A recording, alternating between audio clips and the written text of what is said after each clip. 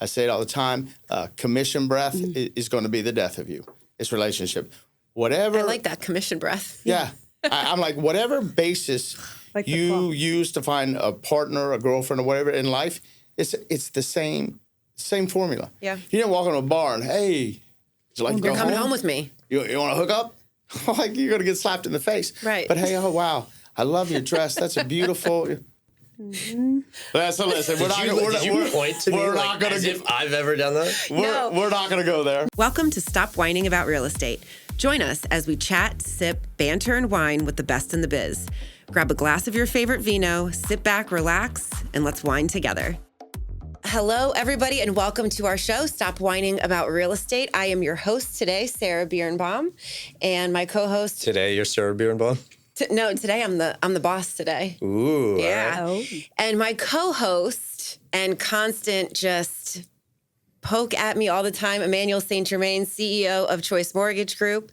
Today we have a really special two guests, the Terra Buckley Group, and we have their two leaders here today. We've got Terra Buckley and Brian Buckley.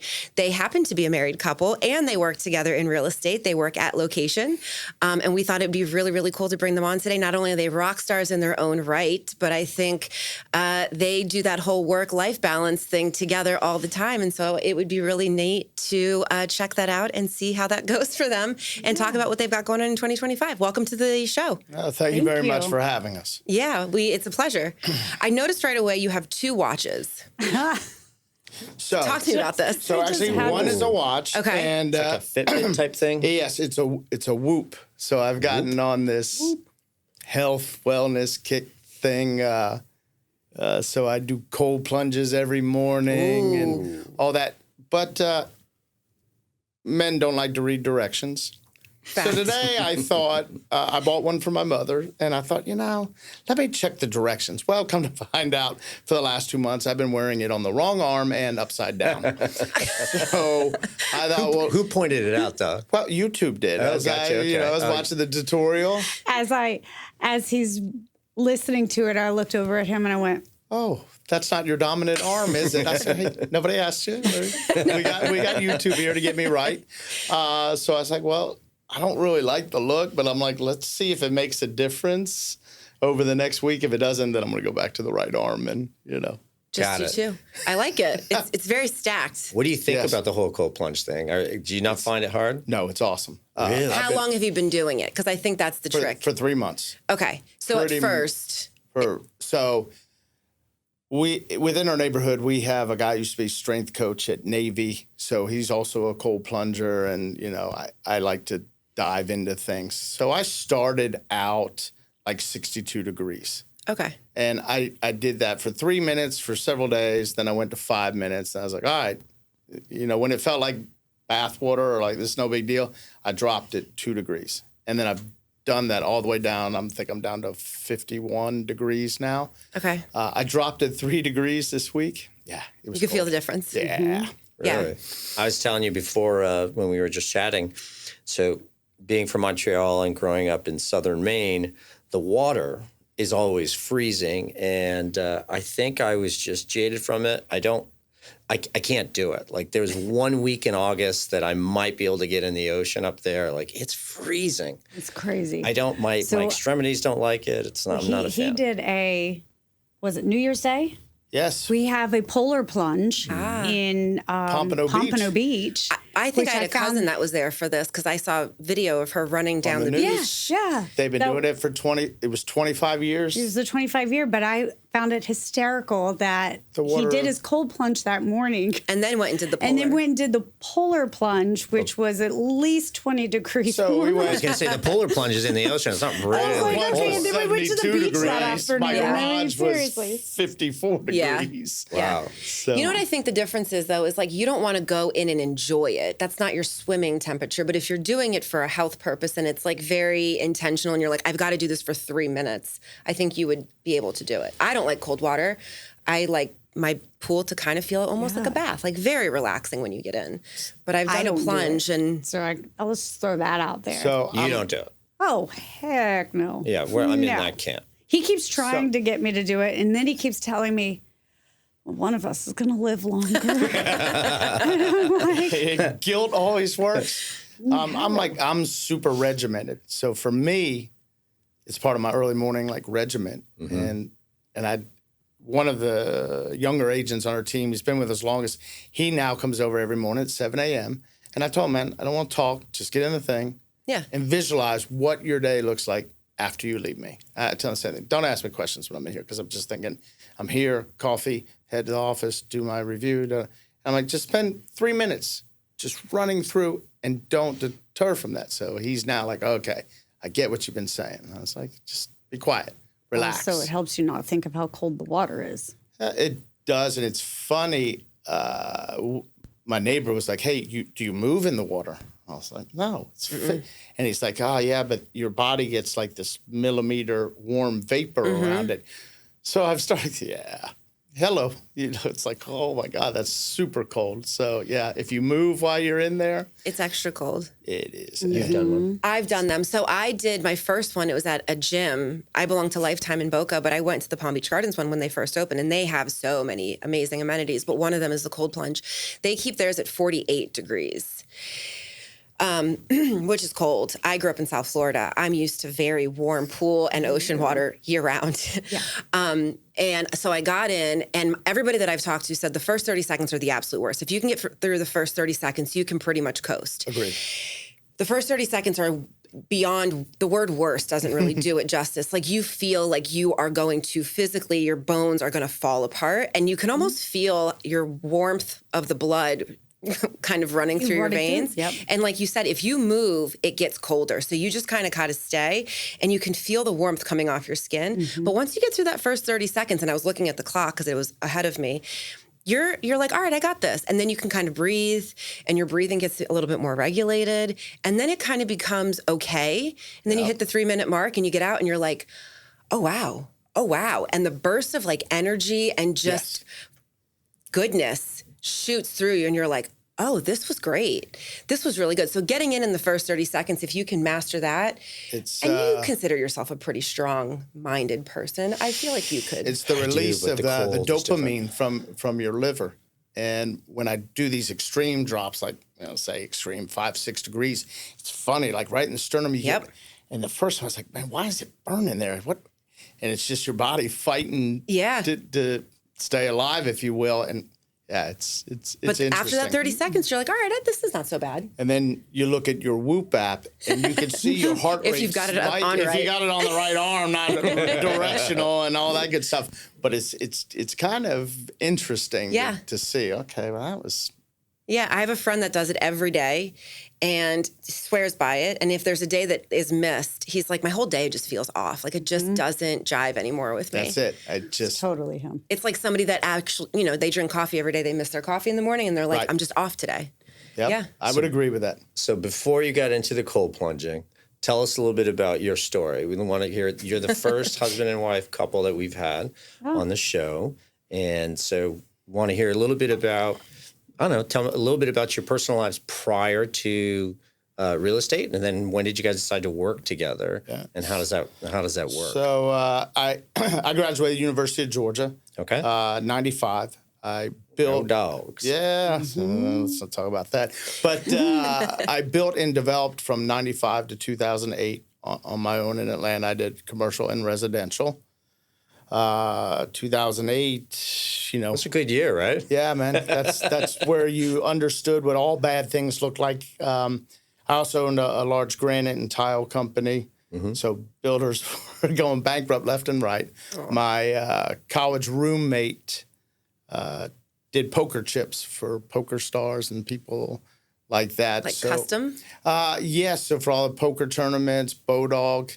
So I love that he's looking at me assuming I play poker. Well, no, but I can't play poker Bodog is a Canadian company out of Ontario. Gotcha, okay. So I got involved in that business, and then got out in 2013. Terra and my brother were friends in high school. We reconnected through a mutual friend. Look at her face. Yeah. Well, because the way we reconnected and then our first date. Our first date was Las Vegas. Yeah, there's that. That's a great first date. Yes. Yes. And, I sent a car to get her 5:30 in the morning. I hadn't seen her in 20 years or so. Wow. We hadn't talked. We hadn't talked? We were texting the whole day before, and he literally texted, I don't know, but midday, you want to go to Vegas with me tomorrow? And I was like, oh my God, no. I'm like, I can't Now go look with at her. some random guy to Vegas. And then, of course, talking to my best friend, I was going to say, talking you to my had one. daughter. You probably had one friend that was like, "Are you kidding me? Go!" She's like, go, oh my God. And she's like, he's not random. You know him from high school. Like our parents family. were friends. It wasn't totally random. Like we've known each other for so long. I was like, all right, fine, I'll go. So yeah, that morning came and I got so nervous, I almost backed out. And then I decided, you know what? I'll just have a couple shots of tequila before I leave. So 3 shots later, yes. I meet her show up at the airport. Give her a hug, and I'm like, holy shit, this chick reeks of tequila. She must have went out late last We're night. gonna have a good time. This is going to be a hell of a weekend, So, That's awesome, and that's all she wrote. and then That here was we it. go. We've been together ever since. 9 years later. Yeah. So Macy, Tara's daughter, went off to college, and we'd had enough of Atlanta. So my best friend is the assistant fire chief here in Deerfield. So I was like, yeah, man, we're heading to Pompano. We thought we were going to Puerto Rico, and then COVID hit because I had some friends that lived on the island, and I was going to, start something there. And then they were like, no, the island's shut down. If your license plate is an even number, you can leave the house in this day. I was like, yeah, I want no part of that. Very strict with COVID. So a good friend of mine, Nate Klutznick, owns Location Real Estate. And he's like, you should get your license. You and Tara will do really well at this. Because I used to come down every year and go mini lobster season. We got our license. We joined a team. Yeah, that was an interesting experience. We joined a team and then we talk started about our that, own Kim. team. The reason we started our own team was because of the team we were on, and we started it to help on the people. basis of, I know what we don't want to be. I'm not even sure what we want to be yet, But we know but we I don't want. know what we don't want to be. Without saying names, because we're not trying to No, write anyone's no. careers, but without saying names, talk about some of the, because I love that, right? So the idea is you take a negative experience and then you say, all right, well, this is how I'm going to change the game and how I'm going to add value to my consumers, my clients, whatever it is. So my team. I was super fortunate in the fact that I knew Nate and I was friends. So Nate, at the time, the business development was Jeremy Beard, who was very helpful, who then introduced me to Location COO, Jonathan Lickstein, who's now the president for the board. So I was very fortunate that I had cell phone numbers that not every brand new agent had. 100%. And I could make calls and go, all right. So for us, it was like, hey, how do we pay this forward? So we started holding new agent meetups. And with my background of construction, I knew contracts, from negotiating on the sell side, not as the real estate side. I won't say they're exactly the same, but Your contracts are a little bit more friendly for the sellers as a builder correct than the buyers. But you kind of understood the game lingo. a little bit. Yes, of course. Yeah. T-ball and Major League, they're not the same, but the fundamentals are close enough. There's bases, a bat, and a ball. Correct. Yeah. So, and I was like, look, let's try to help people. Then we started a team. I mean, just the simple things like joining a board. Right. Nobody tells you. Superbox. We had a super Our box. first showing. Oh my God. We're like, what the hell is this I thing? said, wait, it says Supra. And he's like, what does that mean? And I'm like, I guess that's like the letters you put in the little spinny thing. I don't know. You must spell out Supra. And then as I'm like Googling Supra, I'm like, oh my God, and I think no, it was I a have to have. holiday too, and we were running ragged to get somebody on the phone. Oh my gosh. To get It was the app. crazy. It was, We hear nightmares. I don't know anything about the Supra, but I understand what it is, and I hear nightmare stories about it. And it's like the biggest nightmare in an agent's life Yeah, is not that's being. accurate. Yeah, yeah. That's accurate. It can be touchy. Touchy. And there was just kind of like a lot of these fundamental things that they don't teach you at the real estate school to get your license. day-to-day stuff. Yeah, it's the natural grind, Right. the textbook says this, but in reality, this Right. is how things work in the real world. So we started the team, and it's just kind of naturally done its thing and grown. Why did you decide, if you don't mind me asking, why did you decide to go with team? So and the reason I say this, wouldn't it have been easier for you two, as your own small team, if you want to say it, for you just to go out and do your transactions and build up a following, make money, whatever you need to do. And then as you get too busy, because in the mortgage world, that's kind of how it happens, right? A loan officer does as much business as they can, because if she does one transaction a month, she's not worth me investing in a team for her. Right. So but the way it works naturally for us is all of a sudden she's doing 5 transactions a month. If we get her help, can she do 8 to 10 transactions? Once she gets to 8 to 10, let's get you a second and third assistant. You grow it that way. So why did you guys decide to start with the team first? Yeah. Well, it 'cause started as I have an more ego so. problem.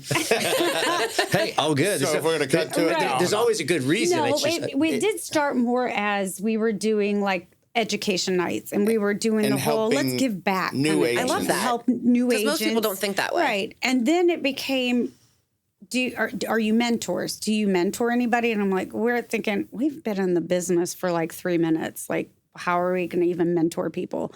But saying we've been in the business 3 minutes, I would tell you we were fully immersed in the business for 3 minutes. It was our full-time job. Like 7 days we a didn't week, have another job. 19 hours a day type thing. Yeah.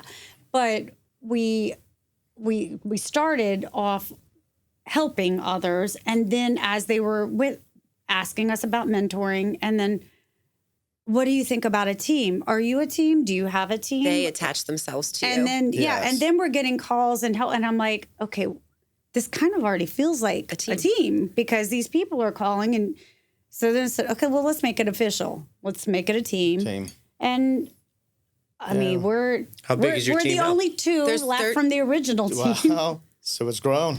Okay. Yeah. So I think there's, as of today, 23 of Okay. us. Mm-hmm. So, year number 1 was a fairly good year. I went to Jonathan Lickstein and said, hey, man, how do I run with the big dogs? He said, you got to pay to play. So we got involved with Zillow.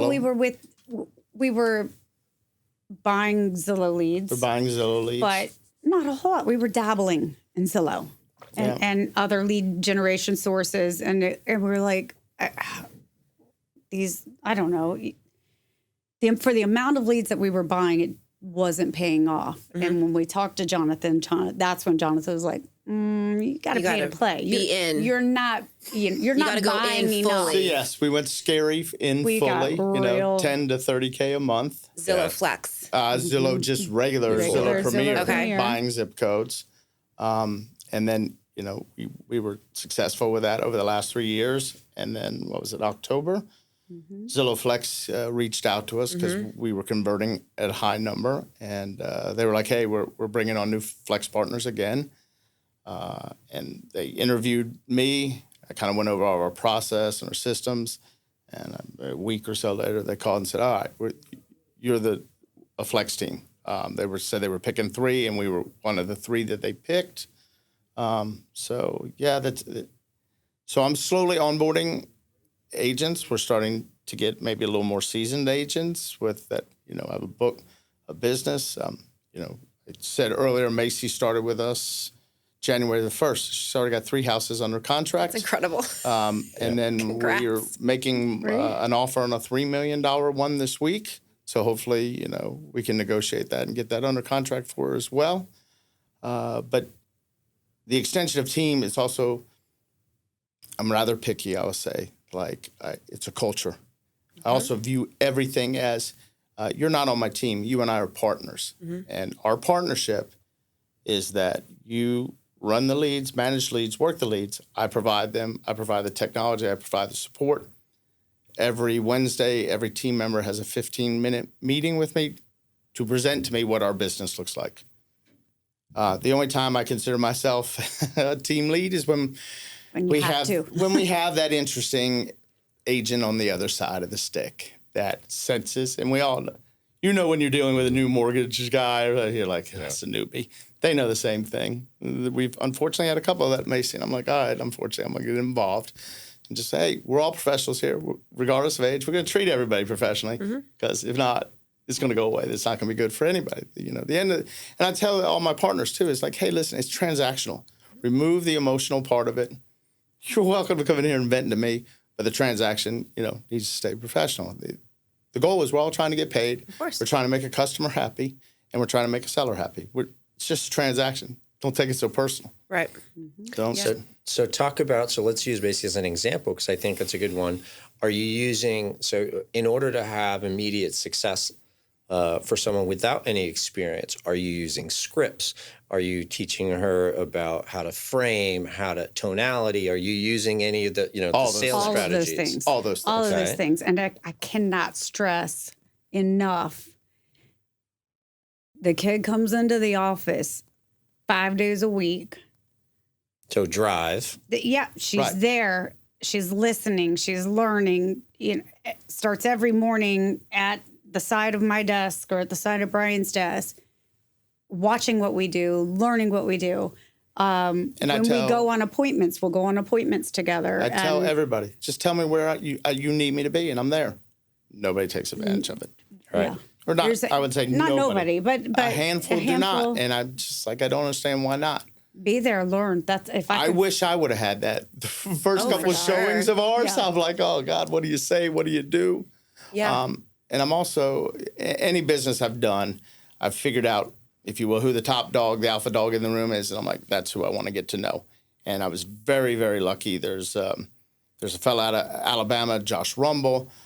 There's a guy in Tennessee, Lance Simpson, and Matt Feathers that I just synced with. John Marone, another guy in the pen, that I just synced with these people. And we've become like a little group. We have a text group. synced. Yeah, sync. No pun intended. Exactly. But we met them through our CRM system, which is our old CRM system, which Commission is Sync. But it kind of goes back to the basis too of what we do for a living. We're relationship based. Of course. We are not transaction based. I say it all the time. Commission breath is going to be the death of you. It's relationship. Whatever. I like that commission breath. Yeah. I'm like, whatever basis Like you use to find a partner, a girlfriend, or whatever in life, it's the same formula. Yeah. You don't walk into a bar and, hey, would you like to You're go coming home with me. You want to hook up? Like, you're going to get slapped in the face. Right. But hey, oh, wow. I love your dress. That's a beautiful...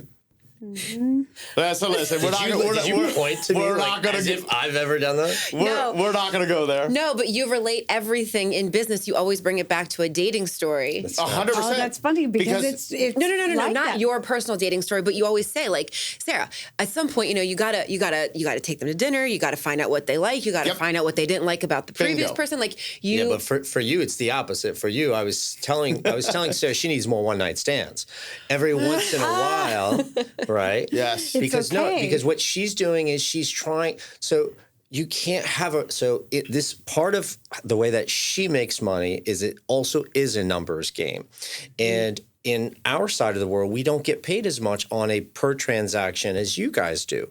So the relationship aspect, she has to have so many relationships in order for her to yield the revenue and the income that she wants. And part of what I was getting at is sometimes you're great at the relationship piece, but every once in a while, you just have to ask for the business. And asking for the business in that case was, what I was comparing to a one-night stand. But it's a relationship business for sure.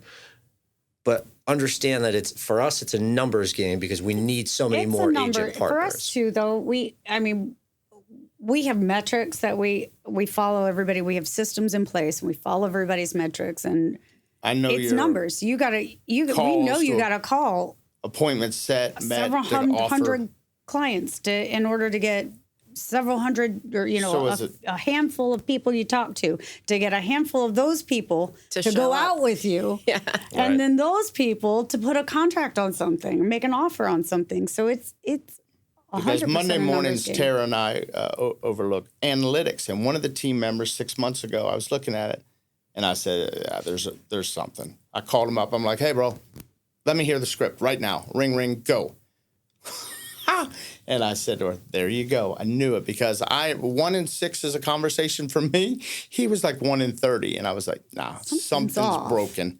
And that's I called and he'd start, this is so-and-so with, how you doing today? And I was like, like, that's not it. That's not so the I asked him, so what part of the script did you ask, hey, how you doing? And what's the number one other thing I say? Hey, how you doing? You're going to hear a whole bunch of something. Did you write the script? Oh, yeah. Okay. Yeah, it's written out. We have a book we give everybody. No, we didn't. We didn't write the script. Sorry, no. Right, we didn't author Somebody, the script. But yes, somebody it's written gave out the for team a everybody. script. It's written out in our book. And, I'm super systematic. We time block. You should be doing the same thing every single day. Well, I find newer agents. It's overwhelming. It's overwhelming. They don't know what to do. And I get it. It's overwhelming. But I also think don't on know the how to flip start side, the day. if they didn't have a team, they didn't have the time blocking, they didn't have the scripts, and they didn't have all of the stuff that you guys offer them, they probably would be even more lost because they're like, I don't even know where to start. I'm working from home. I have my own schedule. I kind of am up to my own time, whatever. And I just, okay, so what does today look like? And they kind of figure it out in the moment, and then they get lost and overwhelmed because they're like, am I supposed to go do this? Am I supposed to make phone calls? Whereas when they come on with you guys, and I think probably most teams don't offer this, and this is probably back to what you guys were saying is what you don't want to do, and you did the opposite, and this is part of that. We were handed a list here's of a clients. guide. We were handed an old list. An old list. Like I could see it was like names and phone numbers. 2019. I was like, wait. And said, here, call on these. Right. And then you get nowhere and you get else. And we're like, frustrated. well, what does that mean? But coming in as a newer agent and having all of this kind of build out of how to start your business and become successful if you follow these steps, I think would be refreshing because it's a how-to guide and it's kind of written out for you. Like we removed the torture. Yeah, just do this. If I gave it and sat down next to you and said, I want to know mortgages, you said, here it is. I wouldn't question you. I would do it to the T. He's a huge systems and process guy. Huge. Yeah. So I mean, two things. So I actually had an idea that I was listening to another podcast. I listen to a lot of these things, and I like Audible and all that stuff. Right. And I was thinking, who the best person to. The problem is that anyone trying to get into the mortgage world. So it's a problem and it's a good thing. We have a huge barrier to entry because it's very hard to understand what the heck we do and to learn guidelines. And then on top of it, you have to learn how to sell and all that stuff. But so I was trying to put together, I had met over at FAU with their master's department trying to put together, I wanted to create a curriculum where we could actually teach it. And there's no real great school for loan officers. So as a business owner of a mortgage company, my thought process is like, all right, if I have access to this whole younger aged individuals. So now from an owner perspective, that means less labor costs, right? Significantly less labor costs. And all of a sudden I can put them through a school, educate them, and get them to do things exactly the way I do. I'm building myself a little army. Right. So I had this grand master plan. I just don't have the right size at the moment to make that happen. But as we get bigger, that's definitely a forefront in my mind. And, we were talking sales scripts and all of that stuff. I think, so today we're in the middle of partnering, merging, acquiring, whatever word you want to use, a company in New Mexico. And I was telling them all about our marketing offering. And I was talking about, hey, when you go out and you announce that you're now part of Choice Mortgage Group and to your agents and all of that stuff, the biggest or one of the biggest things that I think people do is that they forget that nobody cares about you or me. They only care about themselves. So in selling, in scripting, in psychology, whatever you are going to say, I made the big move from Keller Williams to location. I'm part of the Terra and Buckley team. That nobody cares unless they add and here's why this is better for you. This is how you're going to get better service. This is how because of this. People forget that it's not about, nobody cares if a realtor goes from one place to another. Like, what's in it for me? It sounds selfish, but that's how we all are. And you've got to convert your script back to what's in it for me. So if you're calling a Zillow lead, what does that person want? Right? It's not your service. Otherwise, they would have called you. Right. They wanted something with that house. They wanted information, instant gratification. They have a problem.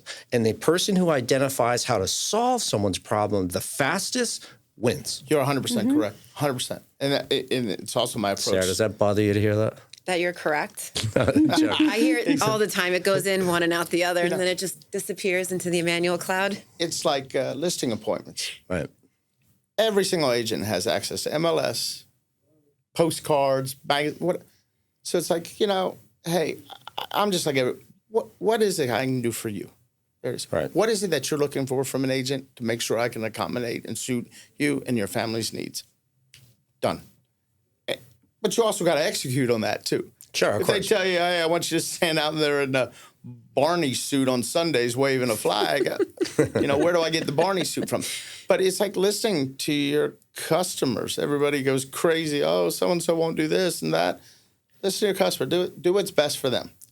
I have a good line for you that I like to use. So whenever we get a contract, we call the buyer. It's a congratulatory call, right? And again, for me in sales, setting expectations is paramount to success. So 100%. Always like to call, let you know, hey, how are you? I'm Emmanuel. This is how we work, blah, blah, blah, blah. I go through my whole process, right? And then I end the call and I say, Tara, other than closing on time, what is something that I can do to ensure that this is a great transaction for you? Nobody asks that question. And almost every agent that I ask it, they don't know what to say because they're not used to it. Right. But I've just planted a seed to tell you that I am the type of individual that will exceed your expectations. And that's hopefully how I'm building my loyalty. Right. Yeah. We give everybody a buyer's guide on our first appointment when we meet them. And I always say, regardless if you use us, this is the holy grail of how to buy a home. If you're using another agent, all the steps.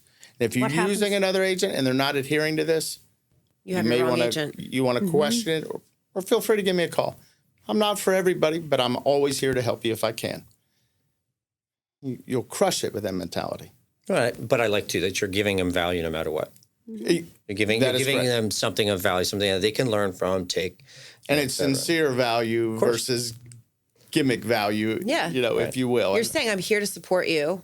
And, I think the one thing going back to the listing appointments, and this could go for anything, is most salespeople don't take the time to ask. They just start feeding a bunch of what they can do information. Vomit of information. And they forget that they may not even, it could be so much more simple than that. It could just be one thing that person really is looking for. Right. And if you didn't touch on it, they won't even consider you. But had you just asked, all of the other stuff that you pulled the bells and whistles and the tricks out for mattered nothing to them. And all they really care about is that one piece. So asking is huge. And I think it's overlooked a lot. It's Why like are you dating. Smiling? Oh, here we go. There was this one time when you're on a first date with someone, you have to extract information, and then you either have to be interested or pretend to be interested, and then you continue to ask and keep going with that. But no, it's 100% true. We have a new team member who was an executive chef, and he was in the office the other day, and I said, Michael, hey, I like to cook. I'm like, steak, sous vide or smoke? And he's like, sous vide. So, what do you like putting in your sous vide? Told me, we went through the whole process. I said, Michael, we just did same conversation, just converted to real estate. It was relaxed. It was calm. Mm-hmm. You were confident. Converted to real estate. So what has you looking today? Oh, awesome. 2 bedrooms or 3? Tell me a little bit more about that. Why's 2 bedrooms important to you? Yeah. Condo or single family home? A/B questions. You're controlling it. So you're controlling the conversation. Yep. But you're also asking why the preferences. So if they say, well, I really want a single family home, their only reason may be because they don't want to walk to the mailbox in a development, or they need a backyard because they have a dog. Okay, well then that tells you something else. So it's just, you're controlling it, you're asking the questions, but then you're figuring out why that's important to them, and then you can expand upon it. So the A/B. So I was in car sales before I got into mortgages, and car sales. I felt that. I knew that when I walked in the room. Like a predator. No, but it was really, really simple, and I had the best teacher ever. And the sales process, I could teach. Tomorrow, I could go sell a car, and I haven't sold a car since 2004. And for me, it was a really simple thing, and it works in anything. Meet and greet, say hello, qualify the individual. What brings you here today? Right. land the person in stock, right? So now you're going, then you do a feature benefit demo. And so for me, the piece about that was great is, as you're talking about, whether it's a house, whether it's a car, whatever it is. So, wow, look at this backyard. I noticed you don't have my phone out here, but on my phone is a big golden retriever. Guess what a big golden retriever wants? Not the backyard of my townhouse. They want a big backyard. Imagine, and then now you start creating a vision for that person. Imagine having a backyard. You guys are like the same person. Yeah, I'd say it all the time. Be a parrot. I'm a parrot. It's the same shit out of my mouth, regardless of what people says. Right. It's factual. It's real. But don't let people just kind of rail you, you know? Well, we're able, you've got the same skill set that I do. We're able to orchestrate and design something in our head, but it doesn't mean, to your point, that it's fake. You know? It just means that I'm able to take that information faster and organize my thoughts in order to solve your problem. You know, it's so funny that you should say interest rates are high. It's funny. All my savvy, my multi-million-dollar investors, every one of them is calling me every single day now that wants to buy a home. And the reason that is they know they can refinance and they're going to pay a lower price. You know, it's a story. Oh, it's a shame you say that. I was working with this single mom last week. It is that true story or that true experience that you've had that people can relate to. You talk about telling the story a lot. Yeah. I do. Hey, listen, I totally understand you want to pay $800,000 for this house and you want to pay cash. I get it. Why is that again? Oh, because the interest rates are high? Absolutely. How much is your money market account giving you? 5.5%? What's 8 minus 5.5 or 7 minus 5.5%? That's like a net of 1.5%, 2%. Now, that's not exactly how you do the math. But the point is, it's very close. It's very close. Close enough. It's not like it's the opportunity cost of 0 versus a 7% rate. The opportunity cost is you making money on your money versus it sitting in a house. And appreciating at the same rate, whether you got a loan or whether you don't. And when we're submitting offers, I'm very big on net sheets or what does your payment look like if we go this route versus that route. I'm not going to tell you the routes, but, you know, I say there's options. We can get seller concessions. We can see what the buy down versus there's ways to maneuver it. To show them why it is actually a really good time to be buying now. Because the minute this stuff drops down into fives, that $500,000 home is going to $625,000. They're and coming. We're going to see lines out the door again. Everybody's going to be on FaceTime on Correct. tour. Hour-long wait to get into an open house on the now weekend. you can buy what you want at a good, fair market price. You pay a little bit interest. Come on, you're really not, what is it, you're 10, 12 before you're really digging into principal. So it's like... What do you think? So today's what, the 21st? Absolutely, yesterday. So we just had the inauguration yesterday, and one of the things is that what happened yesterday? Yeah, is that what was going on? I was wondering why. I don't know if you missed it. Oh, if you're on Facebook, you might not have heard about hard it. to miss it. If you're anywhere, it was hard to miss it. One of the things President Trump talked about was affordability and figuring out how to make it affordable. We've got a triple whammy here in Florida that's different than everywhere else. Number one, we have high prices. They're not going down anytime soon because we have a natural migration that is always happening. Always. We have high interest rates, which none of us can do anything about, or higher interest rates. And we have a big insurance problem. Our insurance is through the roof. And then actually, there's a fourth one I thought of. You have people like me who have been in my home since 2014, 15, and my home has tripled, quadrupled in value. So my taxable amount of what I'm paying is about 1/3 of what it would be, or 1/4 of what it would be if I go buy the equivalent price of that home somewhere else. And so it makes it very hard for us to move.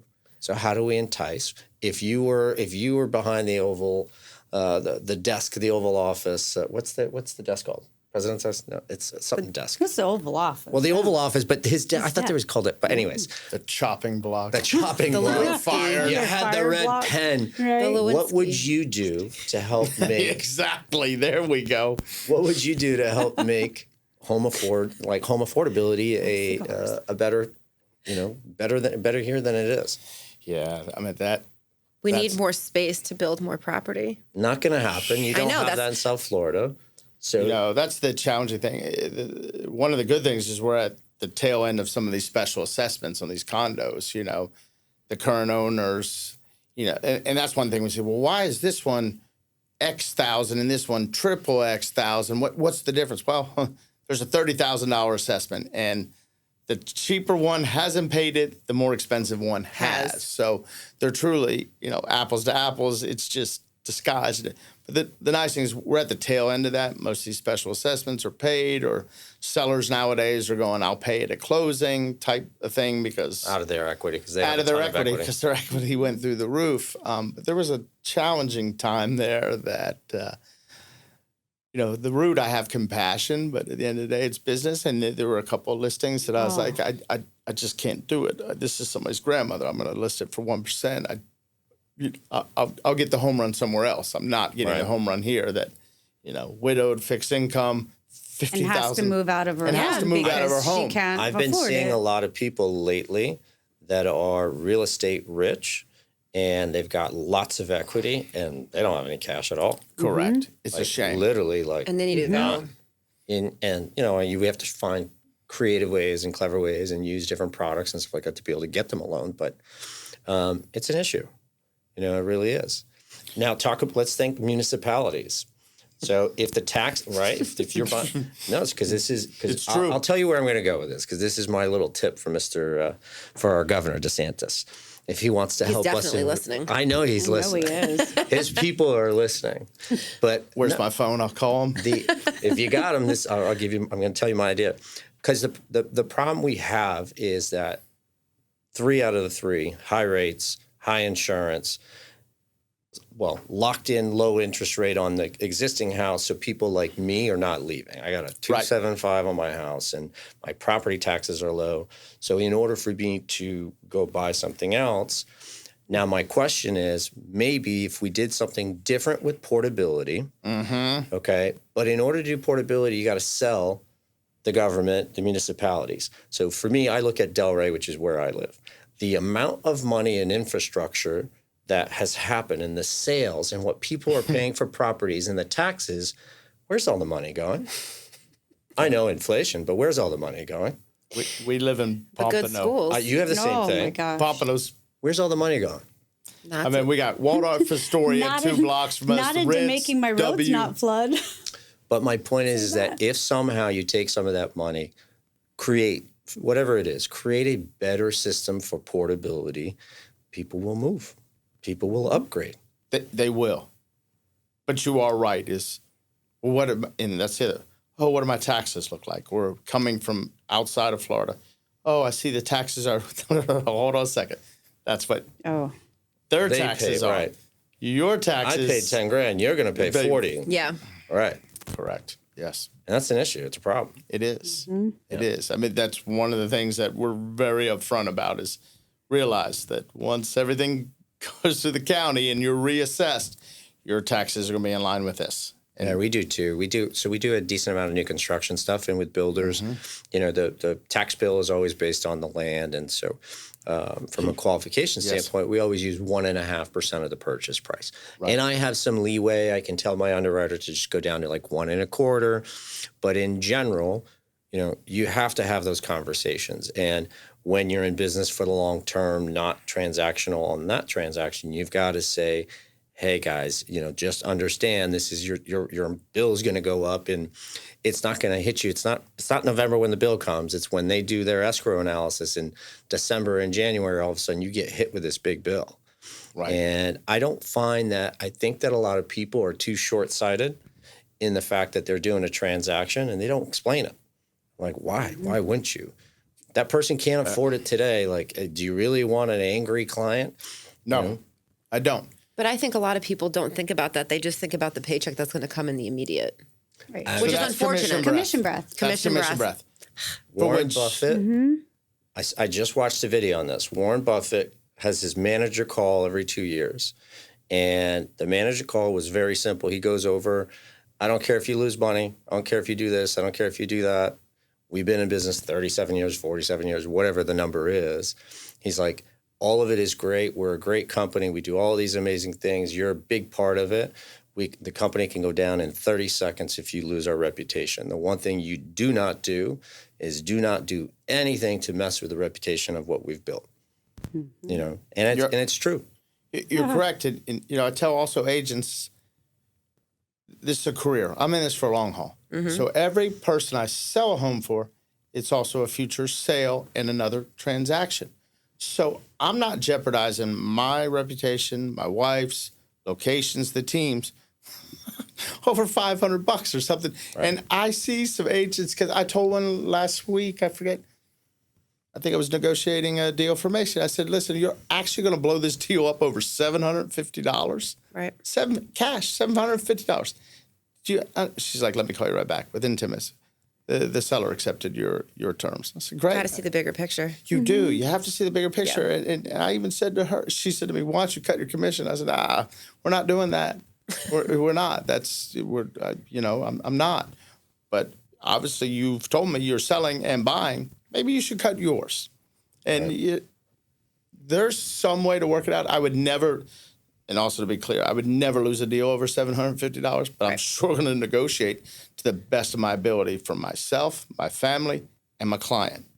My client first, myself last, and the family. The advantage, too, is you got to be able to walk away. So 100%. So you and I are negotiators, right? Negotiate. It's transactional. This one's not a negotiator. She's a feeler. This is... Can't feel, you have to not... So negotiation is about... He who cares least will win in negotiation. But this is why we work well together, Emmanuel. Yes. This is why you are well the together. Negotiator. You are the systems. You are the things. You are the systems. I'm going to claw you in a second. I am the marathon relationship person. Right. I'm out there developing, nurturing, bringing in, cultivating. You handle that stuff. I handle what I'm good at. You're in your lane. I'm in my lane. And together, we do business. That's us. That's our dynamic. And people say it to us all the time.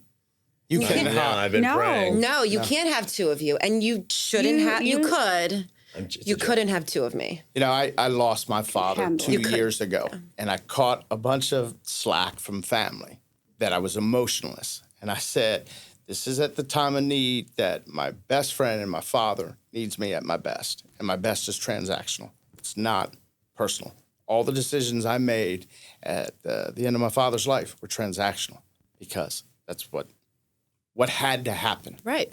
And, I took care of the emotion part on your own after he passed and on my own. But at that time, everybody depended on transactional, Brian, to make smart, best decisions for my father's health and care. Yeah. It kind of all encompasses and actually everything in life that let go of your ego, let go of your emotion.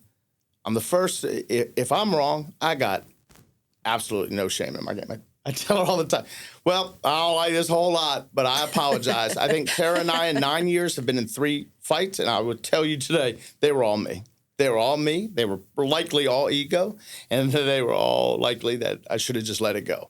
And it kind of transcends into your business as well. If you want that business to be right, that life to be right, every now and then you just got to let go and go, you know what? My bad. I'm wrong.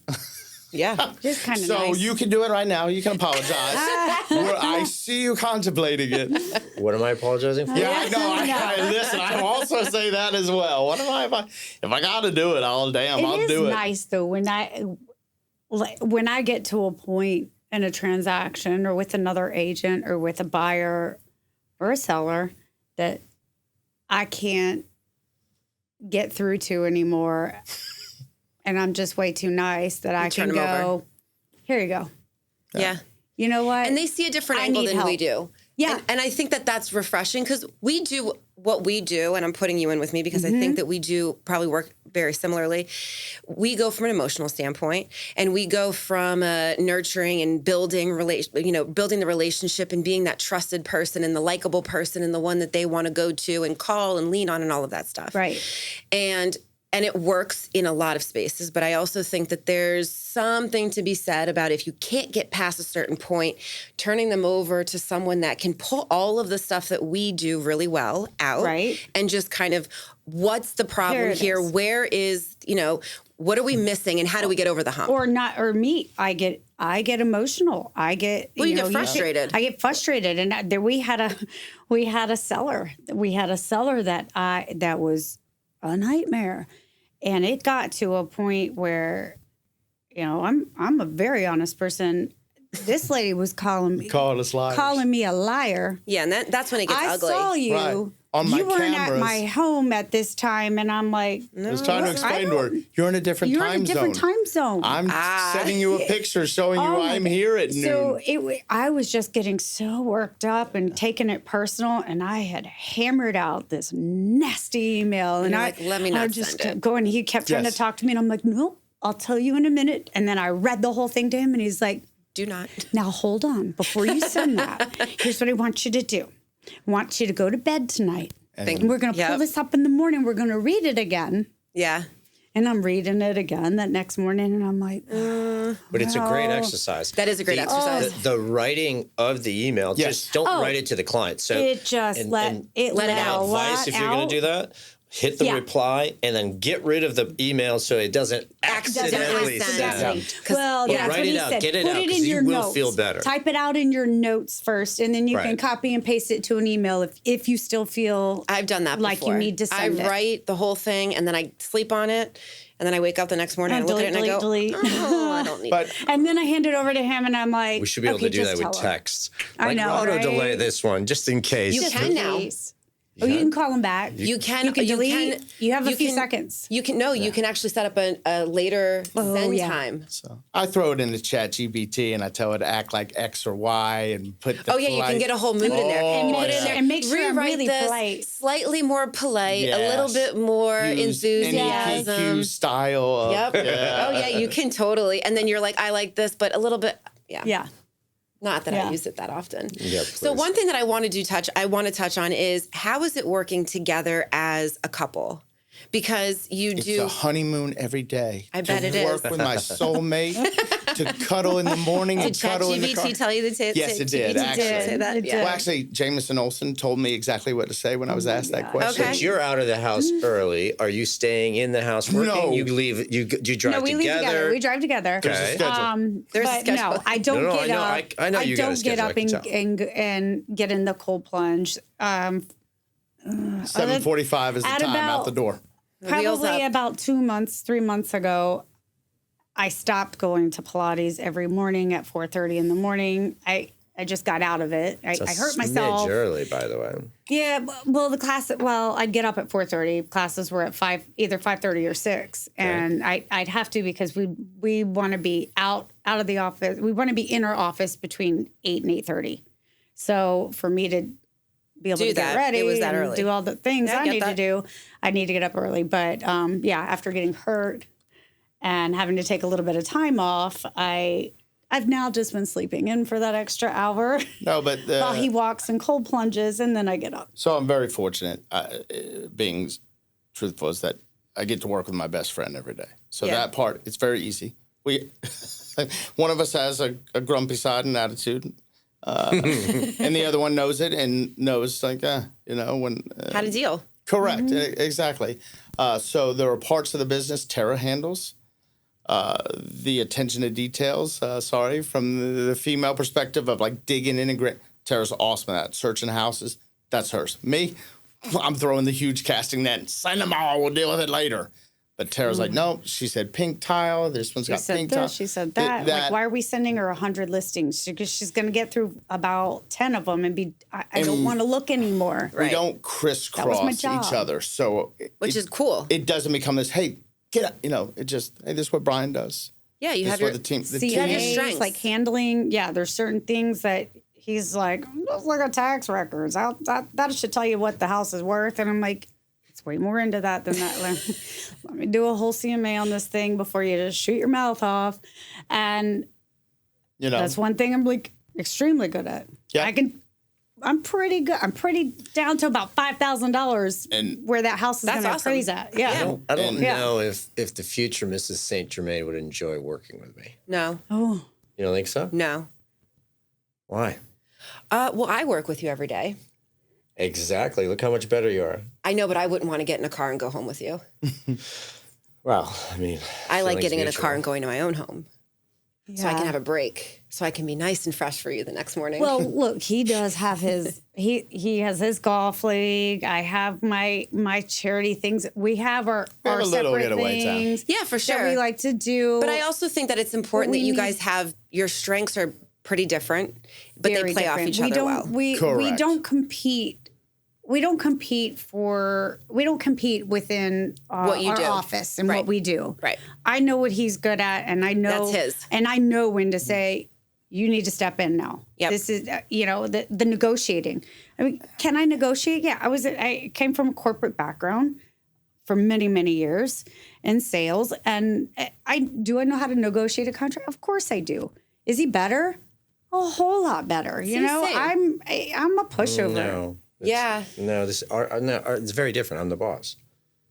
Well, you can negotiate differently because you can pull any kind of. I'm talking about the working relationship. Is they're a partnership Oh, what's funny as a is he team. calls me You the and I are not. boss, though. I'm like, no, wait, I don't even see it No, that I way. just But he's mean like, in you're the terms boss. of No, like I meant in For real. negotiating. corporate hierarchy. Mm-hmm. I came from sales background. I worked for Marriott for a million years. Contracts were what I did, so I can negotiate.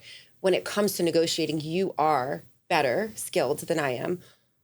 So you know it's funny. I'm actually a lay down in sales when I'm the consumer because I do it for a living, and wow. I do not want to sit there and haggle with you. Yeah. Like, I have no time for this. Okay. I pay premium everywhere I go.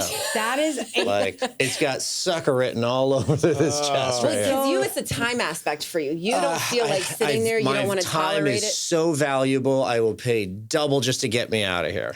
yeah. Yes.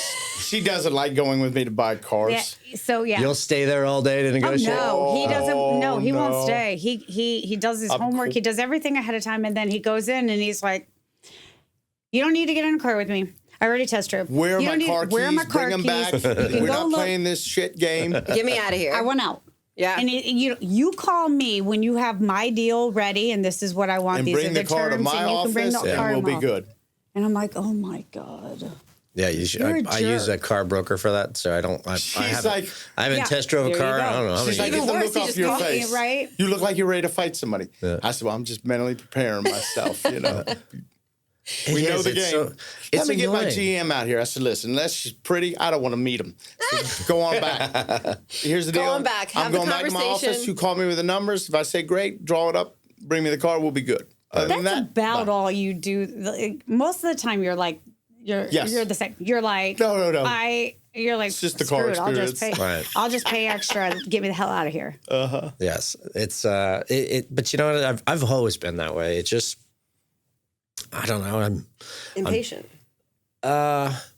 I mean, that's your spin on it. My spin would be that I value my time. Yes. Because my time is so Because valuable. because I have more time, I'm able to donate so much more to my employees and teammates and my clients And your craft. and my craft. And But I think getting back to the day-to-day working thing yeah, is for me is you have to recognize, like, where was I weak? Like, if I get off the phone, I'll ask her first person, where did I screw up in that conversation? Well, I would have approached it this way.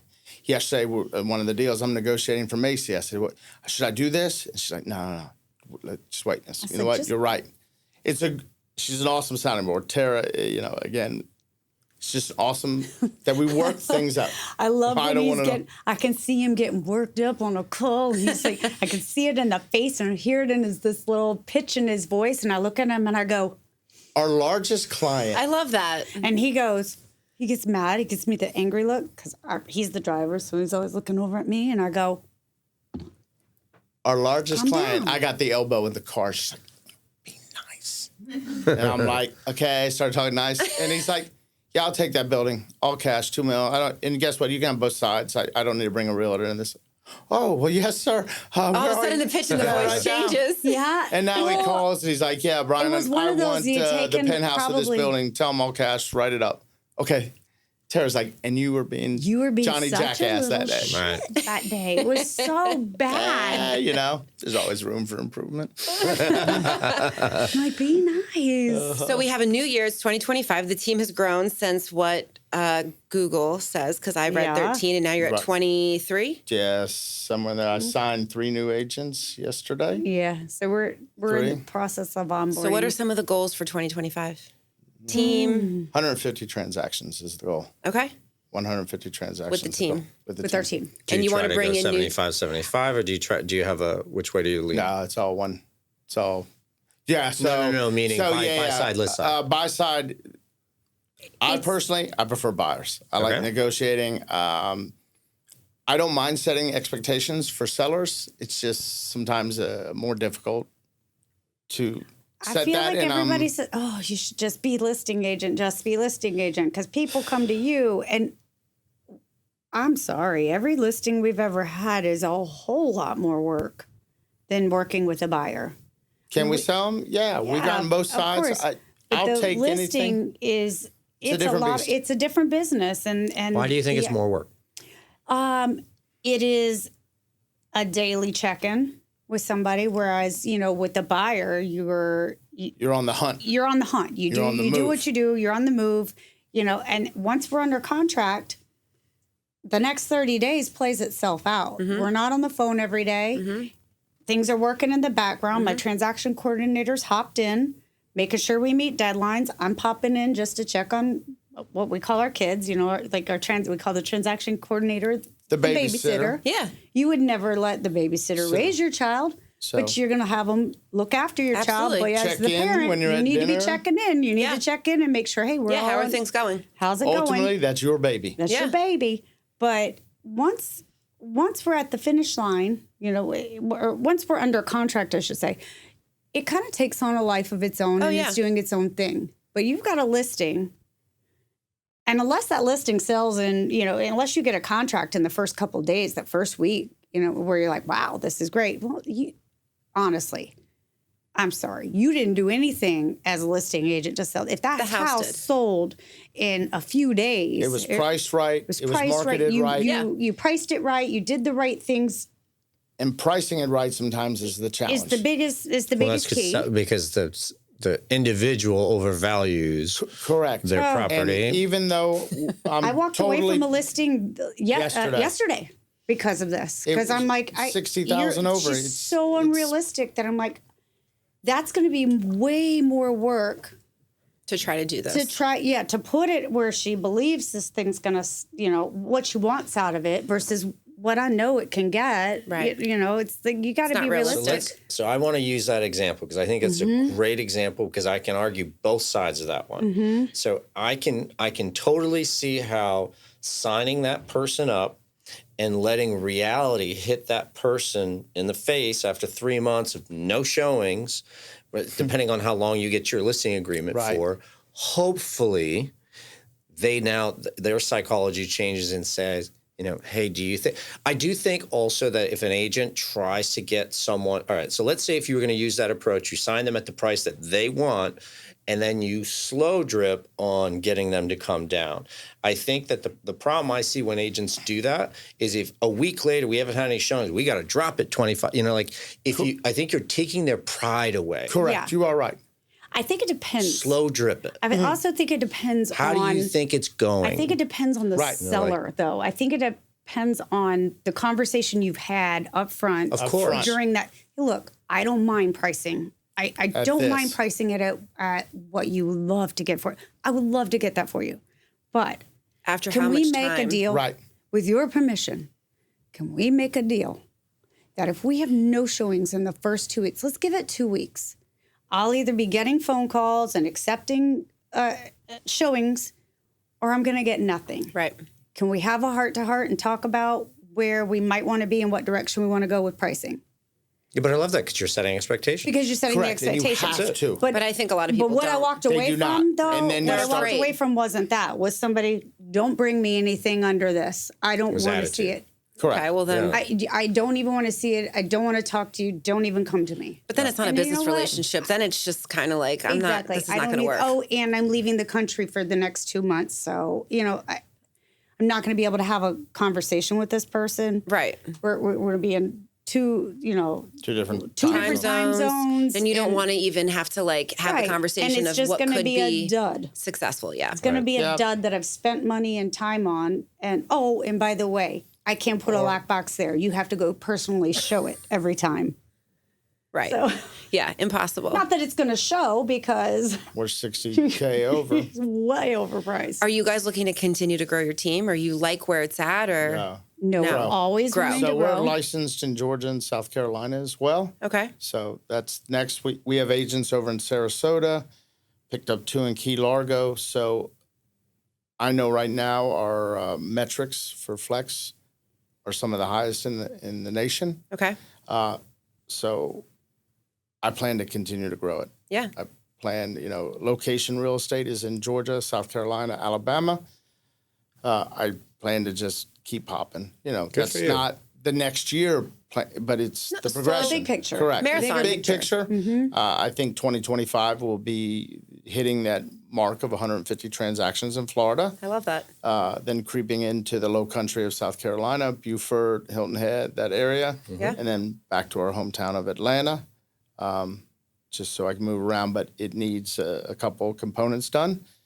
It needs a baby bear to step up and start, running things in Florida for us in the next year to allow Terra and I time to spend a little more time. But In the other places. again, system-oriented. We have all kinds of great transaction. We have a total flow. So once things are done, the introduction, we have concierge service that hooks up utilities, the moving company with all my sons, moving storage, insurance, all those pieces are put together and those introductions are done. So I think, I've spent the last year and a half building out what this flow looks like. So now you can grow it. But without that solid foundation and what the thing, it's an abomination. So I think we'll be 100% dialed in by the end of this year because with the volumes of that kind of transactions, there's some issues that haven't been discovered when you're doing 2. I think we have 8 under contract so far this month. It's awesome. So I think our highest has been 5 in a month, 6. So we're entering into new kind of territory. You want to see where the pressure is and where you need Correct, because there's going to be a leak somewhere. Yep. And I'm not going, give me Georgia, Alabama, Florida. Without figuring that out first. Right. Yeah. Let the leaks go everywhere. We have to grow, but we have to grow responsibly. Yeah, no, I love that. And Don't be scared protecting to let it break. our reputation. 100%. So don't be scared to let it break. I'm very big on letting people fall flat on their face, and I don't mean it in a negative way. I'm not trying to get anyone to get hurt, but there are extremely valuable lessons that if I stop you from falling every single time, if I go in and save you every single time, never know that hurt. No. You won't learn, you won't get better, you won't grow. And if you're leading a team, they got to fall. They got to get back up. Agreed. Mm-hmm. It was funny. I had this conversation with Macy at the table last night about the importance of timelines and what that contract means. It's just not a date. Right. Potentially a $125,000 buyer that puts $10,000 down.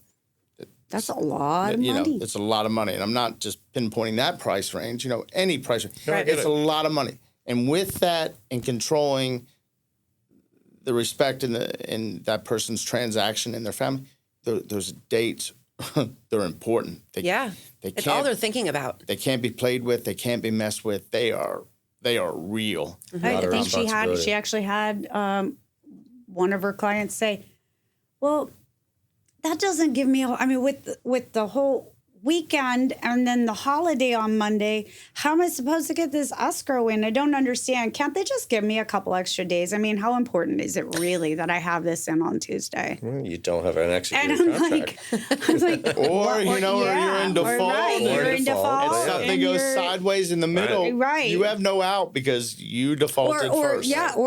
I'm working on that application, the HOA application. Yeah. No, it's due today. We hand delivered it's due. an application before we came here. We left the HOA and came straight here because the client waited till last night to start filling out paperwork. Yeah, and it's like, no. I'll get it in this week. Don't worry about it. No. It's now. It's now. I am worried about it. We're on our way. Yeah. Here we come. Right. So in wrapping up, for any agents who are interested in learning more about your team and growing on your team, or any buyers or sellers, more buyers than sellers probably, but that are interested in working with you guys, what's the best way for them to get a hold of you? So if you're an agent looking to join a team and develop a skill set for success, you can go to joinbuckleygroup.com and you'll schedule a 15-minute Zoom call with me.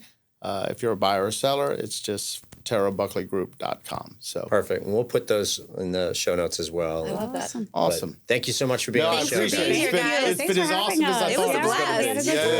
Yeah. Thanks so much. Thank you. Goodbye, all. Okay, that's enough whining for one day. We are so happy that you could join us today on Stop Whining About Real Estate. So please, not only listen, but subscribe, follow us, download, share, and if you're feeling it, give us a 5-star review. Hey, and if you'd like to be a guest on the show, please email stopwhining@choicemortgage.com. Thanks so much.